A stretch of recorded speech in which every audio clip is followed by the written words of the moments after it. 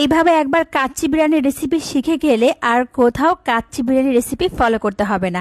এবার ঈদে আপনিও কিন্তু পারফেক্টভাবে কাচ্চি বিরিয়ানি রান্না করতে পারবেন। এই তো আমি এখানে 1 কেজি বাসমতি চাল নিয়েছি, এরপর 1.5 কেজি খাসির মাংস নিয়েছি। খুব ভালো করে ধুয়ে তারপর কিন্তু নেওয়া হয়েছে। চাইলে আপনারা গরু মাংস দিয়েও রান্না করতে পারেন। এরপর আধা কাপ টক দই, 3 টেবিল চামচ আদা বাটা, 3 টেবিল চামচ রসুন বাটা দিয়েছি।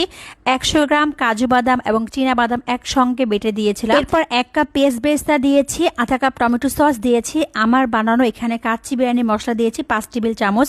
পরিমাণ মতো তেল দেওয়া হয়েছে। এরপর ভাজা আলুগুলো দিয়ে দিয়েছি। কাচ্চির জন্য আমি একটু জর্দার কালার দিয়ে খুব ভালো করে আলুগুলো ভেজে নিয়েছি। তারপর কিন্তু দেওয়া হয়েছে শাহি গরম মশলা এবং ভাজা জিরা গুঁড়া দিয়েছি। কেওড়া জল দেওয়া হয়েছে এখানে, আর বেশি পরিমাণে ঘি দিয়ে স্বাদ মতো লবণ দিয়ে খুব ভালো করে মাখিয়ে নিয়েছি। এখন শেষ পর্যায়ে এর মধ্যে কিছু গুঁড়া দুধ আর পেঁয়াজ বেরেস্তা দিয়ে প্রায় আধা ঘন্টা বা 1 ঘন্টার মতো ম্যারিনেট করে রেখে দিব। আর চালগুলো আমি কিন্তু সেদ্ধ করে নিয়েছি। যখন সেদ্ধ করেছিলাম এর মধ্যে এলাচ, দারুচিনি, তেজপাতা দিয়েছি আর পরিমাণ মতো লবণ দিয়ে তারপর কিন্তু সেদ্ধ করা হয়েছে। প্রায় 50% সেদ্ধ করলেই কিন্তু হবে, মানে চালগুলো আধা সেদ্ধ করে নিতে হবে।